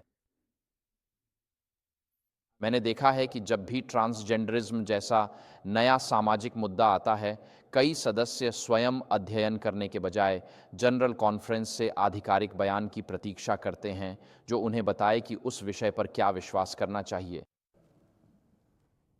और यह मेरी ओर से और हम सभी की ओर से बौद्धिक और आध्यात्मिक आलस्य ही है। हम में से प्रत्येक को इन बातों पर खुद विचार करना चाहिए और समझना चाहिए कि परमेश्वर का वचन इन विषयों पर क्या कहता है। सिर्फ यह कह देने के बजाय कि चर्च जो कहता है वही मैं अपने आप सोचता हूं, ऐसा नहीं करना चाहिए। ये इस तरह काम नहीं करता। प्रभु ऐसा कहता है को चर्च ऐसा कहता है के लिए अलग नहीं किया जाना चाहिए। और अगला उद्धरण वहां चौथी जीवनी से है। चौथी जीवनी में लिखा है, हम उन्हें यह बताते हैं कि हम सेवेंथ डे एडवेंटिस्ट हैं, क्योंकि हम बाइबल में विश्वास करते हैं। बाइबल और केवल बाइबल ही हमारे विश्वास की नींव है। इन सभाओं के समाप्त होने से पहले लोग शास्त्रों से जान जाते हैं कि हम एक विशेष लोग क्यों हैं। वचन हमारे विश्वास की नींव है और हमारी निर्भरता मसीह पर है। क्या हम अपना जीवन ऐसे व्यवस्थित करते हैं ताकि दिखे कि हमारा जीवन यहोवा के वचन पर टिका है? क्या हम इसलिए निर्णय लेते हैं क्योंकि वह लोकप्रिय है, क्योंकि वह करने में अच्छा या आकर्षक लगता है, क्योंकि बाकी सब लोग भी वही कर रहे हैं, क्योंकि हम दूसरों की बराबरी करने की कोशिश कर रहे हैं? या फिर हम अपने निर्णय और विचार किसी विषय पर इसीलिए बनाते हैं क्योंकि बाइबल हमारे विश्वास की नींव है और हमारे हर कहे और किए गए कार्य के लिए हमारे पास यहोवा ने ऐसा कहा है? अब ये सवाल पूछना कठिन है और हम इन सवालों के जवाब अपने दिल की गहराइयों में दे सकते हैं, लेकिन मैं आज आपको यह सोचने के लिए प्रोत्साहित करूंगा, क्या बाइबल और केवल बाइबल ही आपके विश्वास की नींव है? और क्या आपके जीवन में लिए गए निर्णयों के लिए आपके पास यहोवा ने ऐसा कहा है? और इसलिए जब रोशनी आप पर पड़ती है, यदि आपका जीवन आपके स्वर्गीय पिता का प्रतिबिंब होना चाहिए, तो आपका जीवन पवित्र शास्त्र में प्रकट हुई उसकी इच्छा का भी प्रतिबिंब होना चाहिए। और इसलिए इससे फर्क नहीं पड़ता कि चर्च क्या कहता है, असल मायने यह रखते हैं कि परमेश्वर का वचन क्या कहता है और क्या मेरा जीवन सबसे पहले और सबसे महत्वपूर्ण रूप से उसके अनुरूप है। यह हमें आज दोपहर की इस यात्रा के अगले चरण पर ले जाता है और वह है, रक्षक रात का क्या हाल है। वहां ऊपर एक तरह की चित्रात्मक छवि है। चर्च को मानव परिषदों के बजाय यहोवा के वचनों के प्रति सच्चा रहने के लिए दीवारों पर प्रहरी चाहिए। और यदि आप पुराने नियम के इतिहास को देखें तो वहां भी सरकार की 3 शाखाएं थीं। आज भी हमारे पास सरकार की 3 शाखाएं हैं, है ना? हमारे पास कार्यपालिका है जो राष्ट्रपति है, हमारे पास न्यायपालिका है जो सर्वोच्च न्यायालय है, और हमारे पास विधायिका है जो संसद है। और पुराने नियम में भी आपके पास वही 3 शाखाएं थीं। आपके पास राजा थे, आपके पास याजक थे और आपके पास भविष्यवक्ता थे। और परमेश्वर ने ये तीनों ही पुराने नियम के समय में, जब उसकी प्रजा एक राष्ट्र थी, बनाए रखे। वहाँ राजा थे, वहाँ भविष्यवक्ता थे और वहाँ याजक थे। और राजाओं को नागरिक शासन की जिम्मेदारी दी गई थी और याजकों ने धार्मिक अनुष्ठानों की देखभाल की जो प्रतिदिन होने थे, बलिदान आदि। लेकिन परमेश्वर को भविष्यवक्ताओं की भी आवश्यकता थी, जो जब याजक या राजा भटक जाए तो उन्हें सुधार सकें। इस प्रकार परमेश्वर ने इस तरह की तृतीय 3 पैरों वाली व्यवस्था बनाई थी कि किस प्रकार इज़राइल का शासन होना चाहिए, विशेषकर शमूएल के समय से लेकर आगे तक, उसके प्राचीन इतिहास के अधिकांश काल में। और इस प्रकार परमेश्वर ने हमेशा अपनी प्रजा का मार्गदर्शन करने के लिए दीवारों पर प्रहरी नियुक्त किए हैं। वे प्रहरी प्रशासक नहीं थे, बल्कि समय समय पर उन्हें उठाया जाता था ताकि वे उसकी प्रजा को चेतावनी दे सकें। और हम पहले उदाहरण में यिर्मयाह अध्याय 6 में पाते हैं, प्रहरी रात का क्या समाचार है, और इसमें लिखा है, चेतावनी ले हे यरूशलेम, यिर्मयाह 6 से, नहीं तो मैं तुझसे घृणा कर लूंगा और तुझे उजाड़ निर्जन भूमि बना दूंगा। मैं किससे बोलूं और किसे चेतावनी दूं कि वे सुने? देखो, उनके कान बंद हैं, वे सुन नहीं सकते। प्रभु का वचन उनके लिए उपहास का विषय है, उन्हें उसमें कोई आनंद नहीं आता। उनमें से छोटे से लेकर बड़े तक हर कोई अन्यायपूर्ण लाभ के लिए लालची है, और भविष्यवक्ता से लेकर याजक तक हर कोई झूठ से काम करता है। उन्होंने मेरे लोगों के घाव का उपचार लापरवाही से किया है, कहते हुए, और आगे लिखा है, इस प्रकार प्रभु कहता है, चौराहों पर खड़े हो जाओ, देखो और प्राचीन मार्गों के बारे में पूछो, जहां अच्छा रास्ता है, और उसमें चलो और अपनी आत्माओं के लिए विश्राम पाओ। लेकिन वे कहते हैं, हम उसमें नहीं चलेंगे। मैंने तुम्हारे लिए प्रहरी या चौकीदार भी नियुक्त किए। नगाड़े की आवाज़ पर ध्यान दो। लेकिन उन्होंने कहा, हम ध्यान नहीं देंगे। इसलिए हे राष्ट्रों सुनो, और हे सभा जान लो कि उनके साथ क्या होने वाला है। और इस प्रकार परमेश्वर अपनी प्रजा को स्वयं से बचाने के लिए दीवारों पर प्रहरी नियुक्त करता है। मैं यह नहीं कह रहा कि मैं प्रहरी हूं या नहीं, लेकिन हर सभा को किसी न किसी प्रकार के प्रहरी की आवश्यकता होती है। हर सभा को ऐसे व्यक्ति की जरूरत है जो कर्तव्य के प्रति ध्रुव की सुई जैसा सच्चा हो। हर सभा को ऐसे किसी की जरूरत है जो प्रचारक को समय समाप्ति की याद दिला सके। क्या वह 45 मिनट है या 30? ठीक है, मैं 30 मिनट को लेकर अधिक आशान्वित था। 45। उस याद दिलाने के लिए धन्यवाद। यहाँ दीवार पर प्रहरी, धन्यवाद बहन, मैं इसकी सराहना करता हूँ। हर प्रचारक को ऐसे घड़ी वाले किसी व्यक्ति की जरूरत होती है। हर सभा को एक प्रहरी चाहिए जो प्रेम में सत्य बोले और परमेश्वर के लोगों के लिए विलाप करे, जो कहे, यहोवा ऐसा कहता है, न कि चर्च बोर्ड। कोई ऐसा जो एकता की अपील बाइबल के आधार पर करे, न कि उस समय चर्च के भीतर जो राजनीतिक रूप से लोकप्रिय है उसके आधार पर। हर सभा को दीवार पर एक प्रहरी की आवश्यकता होती है। और मैं आपको यह बता दूं, दीवार पर प्रहरी होना आसान नहीं है। और यह कोई ऐसी चीज नहीं है जिसे आप खुद ढूंढने निकलें कि दीवार पर प्रहरी बन जाए, क्योंकि जब आप दीवार पर प्रहरी होते हैं तो यकीन मानिए, लोग आपको उस नजर से नहीं देखते जिसमें प्रेम हो। दीवार के प्रहरियों के लिए यह बात परेशान करने वाली हो सकती है, पर परमेश्वर ही उन्हें नियुक्त करता है। उन्हें स्पष्ट तुरही बजानी चाहिए ताकि सब सुन सकें। परमेश्वर इन प्रहरियों को इसलिए चुनता है ताकि वे लोगों को खुद से और वचन से दूर जाने वाले मार्ग से बचा सकें। अगला सवाल, अगला उद्धरण इस प्रकार है, यह थर्ड टेस्टामेंट से है। इसमें लिखा है, सिर्फ सत्य में विश्वास करने का दावा करना ही पर्याप्त नहीं है। मसीह के सभी सैनिक वास्तव में आत्माओं के शत्रु के खिलाफ क्रूसेड में शामिल होने के लिए खुद को बाध्य करते हैं। यही महान संघर्ष है, अधर्म का विरोध और धर्म का समर्थन। सच्चे साक्षी का संदेश बताता है कि भयंकर धोखा छाया हुआ है, जिससे लोगों को चेतावनी देने, उनकी नींद तोड़ने और निर्णायक कदम हेतु जगाने की आवश्यकता है।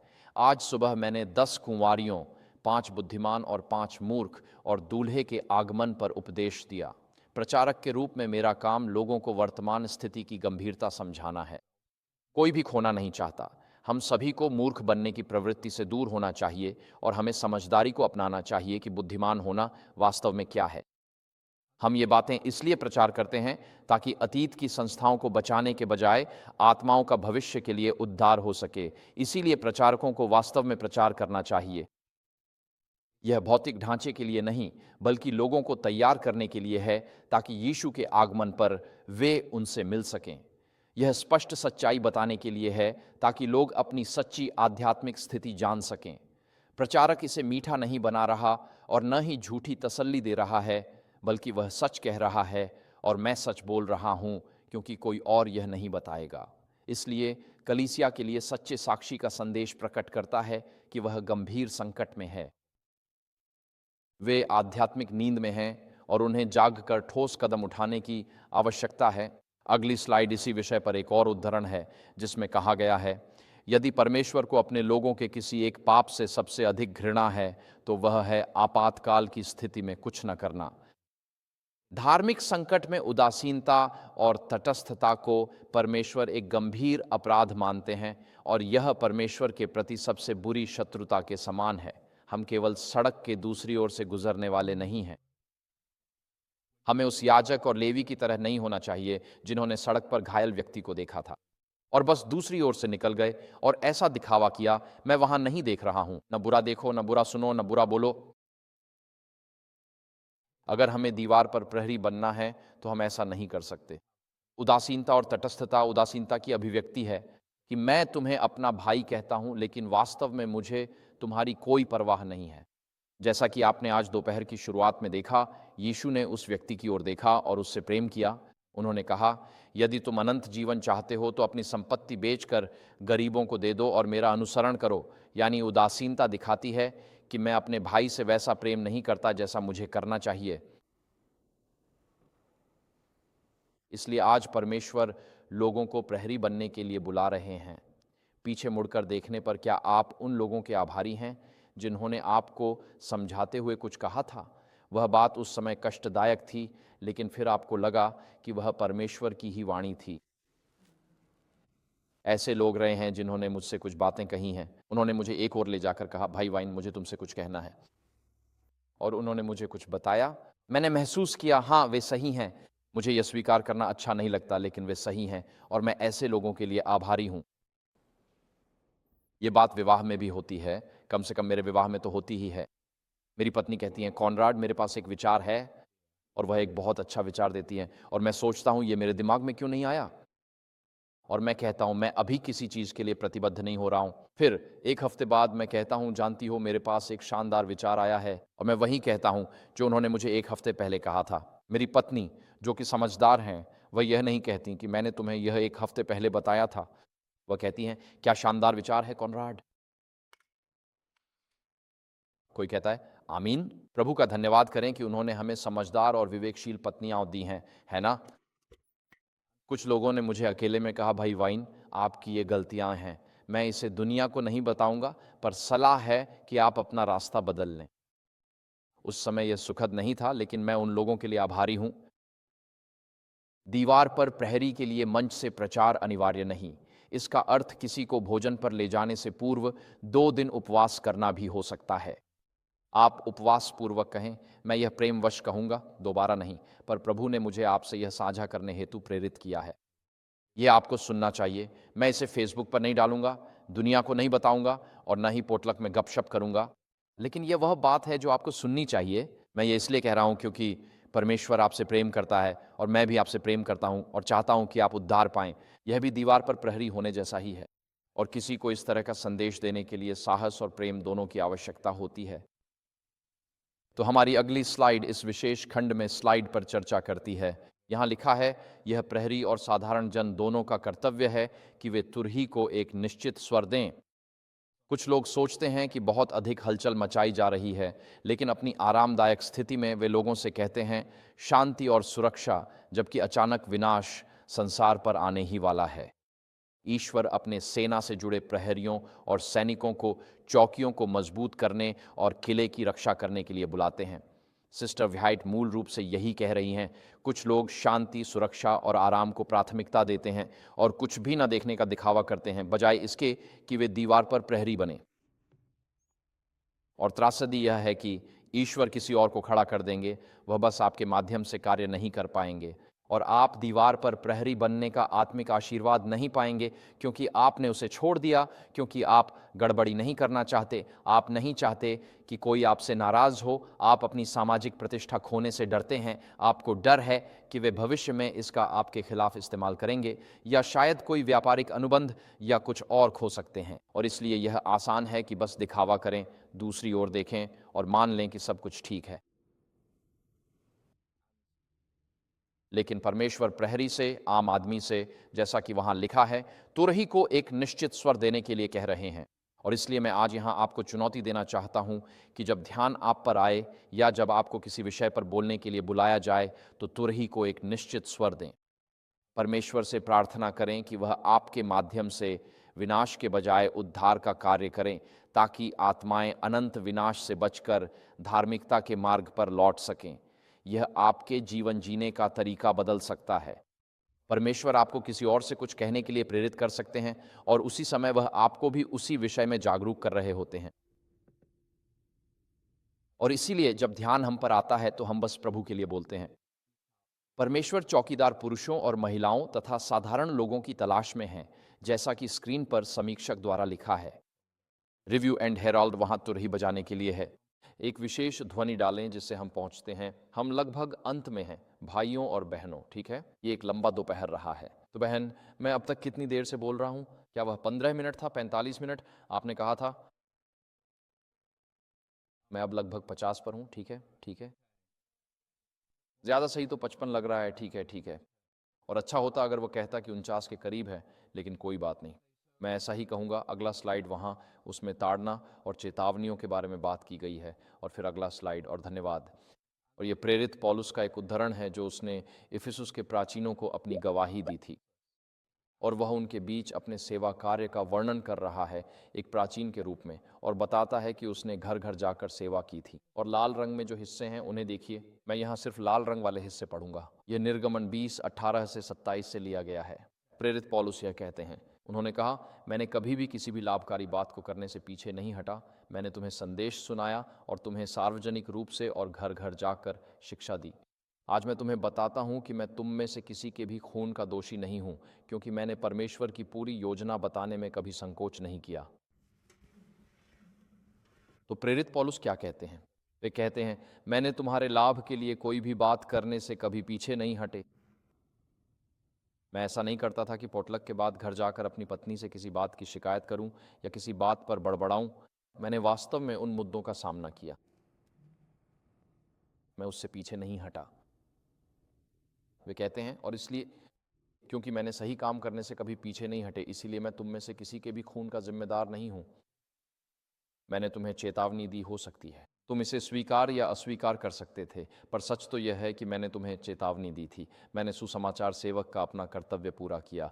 अब यह तुम्हारे और प्रभु के बीच की बात है,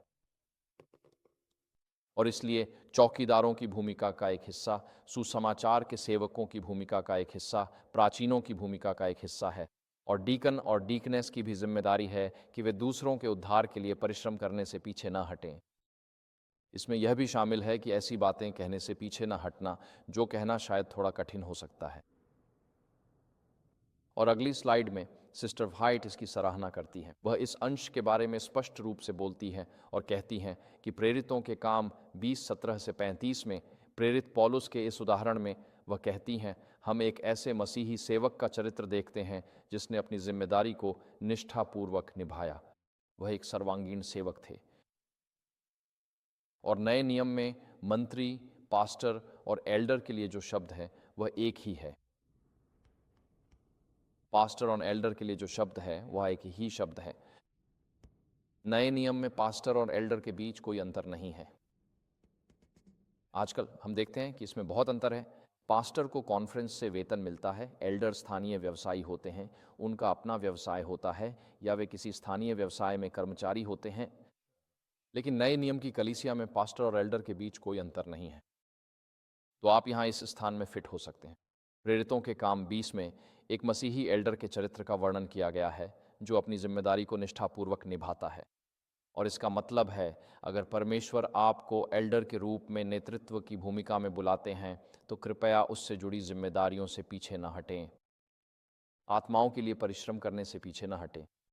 लोगों को यह बताने से पीछे न हटें कि उनका वर्तमान आचरण उन्हें विनाश की ओर ले जा रहा है। इससे पीछे न हटें, क्योंकि अगर आप यह नहीं करेंगे तो परमेश्वर को किसी और को उठाना पड़ेगा, और शायद परमेश्वर ने आपको इसी समय के लिए इस भूमिका में रखा है। इसलिए इन जिम्मेदारियों से पीछे न हटें। हम यह चाहेंगे कि अगर आप एक पादरी हैं तो एक मंडली छोड़कर दूसरी में जाएं और कह सकें, मैंने तुम्हें परमेश्वर की पूरी इच्छा बताई, मैं इससे पीछे नहीं हटा। अब तुम इस पर कैसे प्रतिक्रिया करते हो ये तुम्हारे अपने सिर पर है, लेकिन मैं तुम्हारे खून का जिम्मेदार नहीं हूँ। मैं कलीसिया में पाप में जी रहे एक जोड़े को अनदेखा नहीं करूंगा। मैं कलीसिया में जुए की लत वाले किसी व्यक्ति को अनदेखा नहीं करूंगा। मैं उन लोगों को भी अनदेखा नहीं करूंगा जो अपने टैक्स में धोखाधड़ी कर रहे हैं और उस पर घमंड कर रहे हैं, या अपने क्रेडिट कार्ड बीमा में धोखाधड़ी कर रहे हैं। सुसमाचार के सेवक के रूप में ये मेरी जिम्मेदारी है कि मैं आपको इन बातों की ओर ध्यान दिलाऊं। प्रभु के वचन से प्रेम करते हुए मैं आपसे निवेदन करता हूं कि आप अपनी राह बदलें, ताकि यह मार्ग आपको अनंत विनाश की ओर न ले जाए। और यही जिम्मेदारी आज यहाँ उपस्थित हर एक प्राचीन की है। सिर्फ पादरियों की नहीं, हर एक प्राचीन की यह जिम्मेदारी है।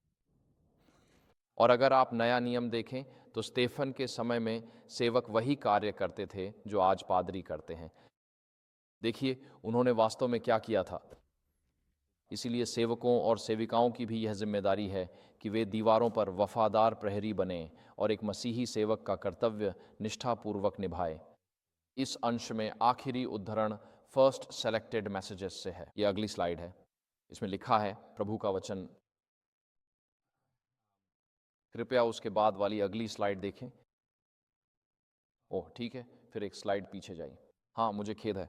तो प्रभु का वचन हम सभी के पास आता है, जिन्होंने उसके आत्मा का विरोध यह तय करके नहीं किया कि हम सुनेंगे और पालन नहीं करेंगे। यह आवाज़ चेतावनियों, सलाहों और उलाहनों में सुनाई देती है। ये उसके लोगों के लिए प्रभु का प्रकाश का संदेश है। यदि हम और अधिक तेज पुकार या बेहतर अवसरों का इंतज़ार करते हैं, तो यह प्रकाश हमसे हटा लिया जा सकता है और हम अंधकार में रह सकते हैं। वचन यह है, आगे बढ़ो, अपना व्यक्तिगत कर्तव्य निभाओ और बाकी सब परिणाम परमेश्वर के हाथों में छोड़ दो। हम वही करते हैं जो परमेश्वर कहता है। आत्मिक कर्तव्य निभाकर परिणाम परमेश्वर पर छोड़ दें। चेतावनी ये है कि प्रकाश हटने पर हम अंधकार में रह सकते हैं। जैसे प्रभु की ओर से किसी के माध्यम से चेतावनी मिलने पर यदि आप हृदय कठोर कर लें, तो वह चेतावनी फिर कभी नहीं मिलेगी। परमेश्वर बस ये कह सकता है कि इफ्राइम मूर्तियों से जुड़ा हुआ है, उसे छोड़ दो, और इसके भयानक परिणाम होते हैं। इसलिए यदि कोई व्यक्ति आपसे प्रेम पूर्वक सत्य बोलता है, तो उस पर क्रोधित न हो। घर जाइए और इसके बारे में प्रार्थना करें और कहें, प्रभु, आप मुझसे इसमें क्या सीखना चाहते हैं? आप चाहते हैं कि मैं अपने जीवन में क्या परिवर्तन लाऊं? और यदि परमेश्वर आपसे किसी और को इस प्रकार का संदेश देने के लिए कहे, जैसे नातान का दाऊद के पास जाकर बतशेबा के पाप के लिए उसे डांटना, ये नातान के लिए आसान नहीं था। एलीयाह के लिए अहाब के सामने जाकर यह कहना कि 3.5 साल वर्षा नहीं होगी, आसान नहीं था। ये संसद से यह कहने जैसा है कि 3.5 साल पैसे नहीं छपेंगे और पूरी अर्थव्यवस्था ढह जाएगी, क्योंकि अगर पैसा नहीं छापा जाएगा तो यही होने वाला है। इसलिए ये करना आसान नहीं है। ये हमें हमारे दोपहर के सफ़र के अंतिम हिस्से की ओर ले जाता है, जो है मसीह की देह के लिए आह भरना। आप जानते हैं, अगर आप दीवार पर प्रहरी बनने जा रहे हैं, अगर आप सुसमाचार के एक वफादार सेवक बनने जा रहे हैं, तो जिनकी आप सेवा कर रहे हैं, उनके साथ एक भावनात्मक जुड़ाव होना चाहिए। हमें जिस रास्ते पर चल रहे हैं, उस पर शोक होना चाहिए और उनके लिए धार्मिकता के मार्गों पर चलने की लालसा भी होनी चाहिए। तो हमारे पास जो पहला उद्धरण है, वह यहेजकेल अध्याय 9 पद 3 से 6 से है। मैं केवल लाल रंग में लिखे अंश पढ़ने जा रहा हूं, क्योंकि समय आगे बढ़ रहा है। इसमें लिखा है, शहर में, यरूशलेम में जाओ और उन लोगों के माथे पर एक निशान लगाओ जो उसमें की जा रही सभी घिनौनी बातों पर आहें भरते और कराहते हैं। तो इस कहानी में यहूदा पर न्याय आ रहा है, ठीक अंतिम विनाश से पहले, जो नबूकदनेस्सर द्वारा होने वाला है। और परमेश्वर अपने लोगों में से उन लोगों को जानता है जो नेतृत्व की स्थिति में नहीं हैं, लेकिन वे परमेश्वर के लोगों में जो कुछ हो रहा है उससे गहराई से दुखी हैं। और हो सकता है कि आप परमेश्वर के लोगों में जो हो रहा है उसे बदल न सकें, लेकिन कम से कम आप उसमें भाग नहीं ले रहे हैं, बल्कि उससे गहराई से दुखी हैं और परमेश्वर इसे देखता है। और इस पद में परमेश्वर कहता है, उन पर एक निशान लगा दो। वे सुरक्षित रहेंगे, क्योंकि वे कुछ भी बदलने की स्थिति में नहीं थे, लेकिन उन्होंने इसका समर्थन भी नहीं किया। वे मसीह की देह में जो कुछ हो रहा है उससे शोकित थे। अगली स्लाइड तीसरी गवाही से यह कहती है, यदि उसके लोगों के बीच गलतियां स्पष्ट हैं और यदि परमेश्वर के सेवक उनके प्रति उदासीन रहते हैं, तो वे वास्तव में पापी का समर्थन और औचित्य सिद्ध करते हैं। और वे समान हैं, दोषी, और वे निश्चित रूप से परमेश्वर की अप्रसन्नता प्राप्त करेंगे, क्योंकि उन्हें दोषियों के पापों के लिए जिम्मेदार ठहराया जाएगा। और वह अगली स्लाइड में आगे कहती हैं दर्शन में। मुझे कई ऐसे उदाहरण दिखाए गए हैं जहां परमेश्वर की अप्रसन्नता उसके सेवकों द्वारा उनके बीच मौजूद गलतियों और पापों से निपटने में लापरवाही के कारण आई है। जिन लोगों ने इन गलतियों को नज़रअंदाज किया है, उन्हें लोगों ने बहुत ही मिलनसार और प्यारे स्वभाव का समझा है, सिर्फ इसलिए कि उन्होंने एक स्पष्ट बाइबलीय कर्तव्य निभाने से कतराया। यह कार्य उनकी भावनाओं के अनुकूल नहीं था, इसलिए उन्होंने इससे बचना ही बेहतर समझा। मेरा मतलब है, वह जो लिख रही थीं, वह 2025 में हो रही घटनाओं के बारे में भी हो सकता था। लेकिन आज भी कुछ लोग हैं जिन्हें हर कोई बहुत प्यारा और मिलनसार मानता है और उनके साथ निभाना बहुत आसान है। और हम ऐसा सोचते हैं क्योंकि वे अपने स्पष्ट बाइबलीय कर्तव्य को निभाने से इनकार कर रहे हैं, जो शायद पाप का सामना करना हो सकता है। मसीह की देह में खुलेआम पाप, इसलिए आरामदायक रास्ता चुनना आसान है, लोकप्रिय रास्ता चुनना आसान है। चुप्पी का रास्ता अपनाना और यह दिखावा करना कि हमने कुछ देखा ही नहीं, यह भी आसान है। और सिस्टर वाइट कहती हैं कि ये उनके समय में भी हुआ था और आज भी हो रहा है। इससे परमेश्वर को महिमा नहीं मिलती। इस खंड का अंतिम उद्धरण इसी बारे में और विस्तार से बताता है। वह कहती हैं, परमेश्वर के लोग जिनके हृदय में प्रभु के कार्य और उद्धार की चिंता है, वे हमेशा पाप को उसके स्वरूप में देखेंगे। मैंने इस बारे में सोचा है। मुझे लगता है कि हम पाप को इतनी हल्के में इसलिए लेते हैं क्योंकि हमने यह महसूस करना छोड़ दिया है कि पाप वास्तव में कितना गंभीर है। एक पाप ने आदम हव्वा को अदन से निकाला और मूसा को प्रतिज्ञात देश से रोका। हम शायद नहीं समझते कि पाप कितना गंभीर है। जब हम इसकी गंभीरता भूल जाते हैं तो हम इसे बस एक युवा जोड़े की गलती मान लेते हैं। साथ हैं, अब तो हर कोई ऐसा करता है। हम इस पर आंखें मूंद लेते हैं। हम इसे उचित ठहराते हैं क्योंकि हमने यह महसूस करना छोड़ दिया है कि पाप वास्तव में कितना बुरा है। इसलिए हमने इस बात का भी एहसास खो दिया है कि उद्धार हमारे लिए कितना अनमोल है। यदि आपको समस्या बड़ी नहीं लगती तो आप समाधान भी बड़ा नहीं समझेंगे, पर जब पता चलता है कि पाप कितना भयानक है, तब आप समझेंगे कि उद्धार कितना अद्भुत है। और इसीलिए यहाँ हमें बताया गया है कि हमें पाप को उसके असली पापपूर्ण स्वरूप में देखना चाहिए, विशेष रूप से कलीसा के अंतिम कार्य में। पढ़ते हुए 1,44,000 की छाप लगाने का समय, जो लोग परमेश्वर के सिंहासन के सामने निर्दोष खड़े होंगे, वे उसकी प्रजा की बुराइयों को गहराई से महसूस करेंगे। जब ध्यान आप पर आता है तो जीवन और सेवा में ऐसी स्थितियां आती हैं जिन्हें आप बदल नहीं सकते, लेकिन परमेश्वर जानता है कि क्या आप बुराइयों पर आहें भर रहे हैं और रो रहे हैं। वह जानता है कि क्या आप भावनात्मक रूप से पाप के साथ हैं या आत्मिक रूप से उसे पूरी तरह त्याग रहे हैं। परमेश्वर इन बातों को देखता है। और भले ही आप ऐसी स्थिति में नहीं हैं जहां आप खड़े होकर किसी बात के खिलाफ बोल सकें, कम से कम परमेश्वर तो जानता है कि आपके दिल में आप उसके साथ नहीं हैं। और इसीलिए यहेजकेल की पुस्तक में, जो हमने अभी पढ़ा अध्याय 9 में, हम यही देखते हैं। उस अंतिम न्याय के आने से पहले परमेश्वर ने वहां अपने लोगों में से उन लोगों पर सुरक्षा का चिन्ह लगा दिया जो समाज में थे। वे समाज को प्रभावित नहीं कर सकते थे, वे नेतृत्व की स्थिति में नहीं थे, लेकिन वे अपने दिल में आहें भर रहे थे और कराह रहे थे। वे जानते थे कि चीज़ें गलत हैं। तो मैं आपको प्रोत्साहित करना चाहता हूं कि ऐसा न हो कि आप पाप के इतने आदी और लापरवाह हो जाएं कि आपको यह एहसास ही न रहे कि यह वास्तव में कितना गंभीर है। पाप की गंभीरता का एहसास मत खोइए, क्योंकि अगर आप यह एहसास खो देते हैं कि पाप पाप है, तो आप यह भी भूल जाते हैं कि उद्धार कितना महत्वपूर्ण है। और उद्धार ही सब कुछ है। इसलिए हमें फिर से यह एहसास जगाना होगा कि पाप वास्तव में अनंत जीवन का विनाश है। ये बहुत बड़ी बात है। ये सचमुच बहुत बहुत बड़ी बात है। तो आज हम निष्कर्ष में क्या कहने जा रहे हैं? निष्कर्ष में हमारी अगली स्लाइड। यहाँ प्रारंभिक लेखनों से एक बहुत प्रसिद्ध अंश है जिसमें लिखा है, मैंने उस हिलाने शेकिंग का अर्थ पूछा जो मैंने देखा था। ये दिखाया गया कि यह उस सच्चे साक्षी की सलाह द्वारा लाई गई सीधी गवाही के कारण हुआ था जो लाउदीकिया के लोगों के लिए दी गई थी। इसका प्रभाव प्राप्तकर्ता के हृदय पर पड़ेगा और वह मानक को ऊंचा उठाने तथा सीधी सच्चाई को प्रकट करने के लिए प्रेरित होगा। सीधी गवाही का विरोध ही परमेश्वर के लोगों में हिलाहट पैदा करेगा। हम मसीह के आने और अनुग्रह समाप्त होने से पहले एडवेंटिज्म में होने वाली इसी हिलाहट की बात कर रहे हैं। उस हिलाहट का कारण क्या है? ये सीधी गवाही के कारण होती है। और सीधी गवाही अन्य स्थानों पर परमेश्वर के लोगों को अनुग्रह के समय के समाप्त होने से पहले दी गई सलाहों, चेतावनियों और ताड़नाओं में निहित है। हमें हमारी सच्ची आत्मिक स्थिति के प्रति जगाने के लिए, जिसमें मैं भी शामिल हूँ, और हमें हमारे प्रभु और उद्धारकर्ता यीशु मसीह के साथ एक बेहतर मार्ग की ओर इंगित करने के लिए। और इसी प्रकार हिलाहट, शेकिंग होती है। ये इसलिए नहीं होती क्योंकि परमेश्वर अपनी कलीसिया से नाराज़ है। हिलाहट परमेश्वर का हमें जगाने और हमारी सच्ची आत्मिक आवश्यकता की तात्कालिकता को समझाने का प्रयास है। यह ताड़नाओं, सलाहों और चेतावनियों के माध्यम से आती है। ये सच्चे साक्षी अर्थात लाउदीकिया के लोगों की सलाह के माध्यम से आती है। क्या आप लाउदीकिया की कलीसिया को जानते हैं? वे गुनगुने हैं, है ना? और क्या वह गुनगुनी कलीसिया विनाश की ओर जा रही है या प्रकाशित वाक्य 3 में उद्धार की ओर जा रही है? वह विनाश की ओर जा रही है। तो पूरी कलीसिया विनाश की ओर जा रही है।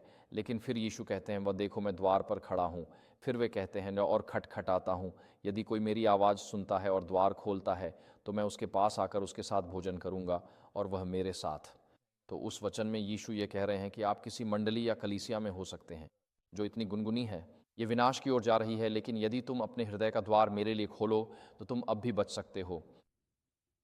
जहाज के साथ मत डूबो। लाउदीकिया की कलीसिया यदि वह पश्चाताप नहीं करती और गुनगुनी के बजाय गर्म नहीं होती तो वह शाश्वत विनाश का सामना कर रही है। लेकिन लाउदीकिया की कलीसिया के बीच में भी बचाया जाना संभव है। तो अंत में मैं बहुत सरलता से कहूँगा, आज मैंने जो कुछ भी कहा उसका सारांश। आज का सफ़र लंबा रहा है। सच कहूँ तो इस समय मेरा दिमाग थकने लगा है। लेकिन आज सुबह हमने दो बातों पर चर्चा की थी। एक थी 10 कुंवारियों की बात और दूसरी थी सप्त स्कूल के लिए कलीसिया के सिद्धांत के बारे में। मैं कहूँगा कि 4 बातें हैं। पहली है घुटनों के बल बैठना। प्रार्थना में परमेश्वर के सामने घुटनों के बल बैठो, अपने पापों को स्वीकार करो और पवित्र आत्मा से भरने की प्रार्थना करो, तो घुटनों के बल बैठो। और दूसरी बात, खड़े हो जाओ। जिस बात में तुम विश्वास रखते हो उसके लिए खड़े होने से मत डरो। सच्चाई के लिए खड़े होने से मत डरो। दीवार पर प्रहरी बनने से मत डरो। मैं खुद कैंसल कल्चर के दौर से गुजरा हूँ और मैं तुम्हें यह बताना चाहता हूँ कि यह सब कुछ नहीं है, न ही इसका अंत है। ये दुनिया का अंत नहीं है। तुम कैंसल कल्चर के बीच में भी जी सकते हो। मैं पुरुषों द्वारा कैंसल होना और भगवान की प्रसन्नता पाना पसंद करूंगा, बजाय इसके कि मैं पुरुषों की स्वीकृति पाऊं और भगवान की अप्रसन्नता में जीऊं। तो पश्चाताप और स्वीकारोक्ति में घुटनों के बल बैठो और पवित्र आत्मा की दुर्बलता के लिए प्रार्थना करो। खड़े हो जाओ। जिस बात में तुम विश्वास रखते हो उसके लिए खड़े हो जाओ। और तीसरी बात है, बोलो। सही समय पर बोलो। तुम्हें हर समय बोलने की ज़रूरत नहीं है, लेकिन कुछ ऐसे समय होते हैं जब किसी को बोलने के लिए बुलाया जाता है। मैं कई बैठकों में बैठा हूँ जहाँ मैं सोच रहा था किसी को कुछ कहना चाहिए, किसी को कुछ कहना चाहिए। हे प्रभु, ऐसा ना हो कि मुझे कहना पड़े, लेकिन किसी को कुछ कहना चाहिए। और जब किसी ने कुछ कहा तो मैंने कहा, धन्यवाद प्रभु। उस व्यक्ति ने बोलने के लिए पूरे समूह के साथ अपने संबंध को जोखिम में डाला। मैं आभारी हूँ कि उस व्यक्ति ने बोलने का साहस किया और मैं आभारी हूँ कि वह मैं नहीं था। और प्रभु, मैं भी ऐसा कर देता अगर आपने मुझे 5 सेकंड और दिए होते, लेकिन प्रभु मैं आभारी हूँ कि वह व्यक्ति था। हमें मार्टिन लूथर के बारे में पढ़ना अच्छा लगता है, लेकिन मार्टिन लूथर होना आसान नहीं हो सकता। तो अपने घुटनों पर बैठो, सबसे अलग दिखो। हिम्मत से खड़े हो जाओ, अपनी बात बोलो और ईश्वर पर पूरी तरह से भरोसा करो। हमने आज सुबह की शुरुआत मत्ती 24 से की थी। शिष्य समय के अंत और मंदिर के विनाश के बारे में जानना चाहते हैं, और जैसा वे जानते थे उस दुनिया का अंत और युगों का अंत, और वे अंत के समय के बारे में जानना चाहते हैं। और यीशु उत्तर देते हैं, देखो मैं सदा तुम्हारे साथ हूँ, समय के अंत तक भी। चाहे कुछ भी हो, यीशु अपने विश्वास योग्य शिष्यों के साथ रहने का वादा करते हैं। वह आपके साथ रहने का वादा करते हैं। इसलिए मैं आपको फिर से प्रोत्साहित करता हूँ, घुटनों पर बैठो, खड़े हो जाओ, बोलो। एक आपातकाल है जिसे पाप कहा जाता है और उद्धार संभव है। और अगर हम अपनी पीढ़ी में नहीं बोलेंगे तो हमारे लिए कौन बोलेगा? हमारे लिए कौन बोलेगा? घुटनों पर बैठो, खड़े हो जाओ, बोलो और परिणामों को परमेश्वर के हाथों में छोड़ दो। और जब तक मसीह फिर से महिमा के बादलों में यहाँ अपर मिशिगन में आते हैं, तब तक हम उसके लिए चमकते रहें। परमेश्वर हमें आशीर्वाद दें। आइए यहाँ एक प्रार्थना के साथ समाप्त करें। हमारे प्रिय स्वर्गीय पिता, हम आपको धन्यवाद देते हैं कि आपने हमें आपकी आराधना करने का विशेषाधिकार दिया है। प्रभु, भजन के अनुसार मनुष्य क्या है कि आप उसकी सुधि लेते हैं। धन्यवाद कि अंतरिक्ष में इस छोटे से कण के हर प्राणी की आपको गहरी चिंता है। प्रार्थना है कि हम मिशिगन और कनाडा में आपके लिए चमकते रहें। मैं ये प्रार्थना करता हूँ। हमारा विश्वास बुद्धिमान हो, मजबूत हो, स्पष्ट रूप से व्यक्त करने योग्य हो, निर्लज्ज हो, स्पष्टवादी हो, आकर्षक हो, प्रेमपूर्ण हो, और यह लोगों को हमारे प्रभु और उद्धारकर्ता यीशु मसीह के पास ले जाए। इसलिए मैं प्रार्थना करता हूँ प्रभु कि हम परमेश्वर की सेनाओं में घायल आरक्षित सूची में न रहें, बल्कि वास्तव में हम हों दीवार पर प्रहरी, परमेश्वर की सेनाओं के सक्रिय सदस्य जो खड़े हों और बोलें और आगे बढ़कर आत्माओं की लड़ाई में आत्माएं जीतें। तो प्रभु हमारे माध्यम से बोलें, हमें मार्गदर्शन दें कि कब बोलना है और कब चुप रहना है, इसका भी मार्गदर्शन दें। आपकी पवित्र आत्मा हमारे हर कार्य को आशीर्वादित करे। हम सत्य बोलें, लेकिन वह सदैव अनुग्रह से परिपूर्ण हो और लोग जानें कि हम वे लोग हैं जो नासरत के पुरुष के साथ समय बिताते हैं। हम यीशु के नाम में आपसे ये दया मांगते हैं, आमीन।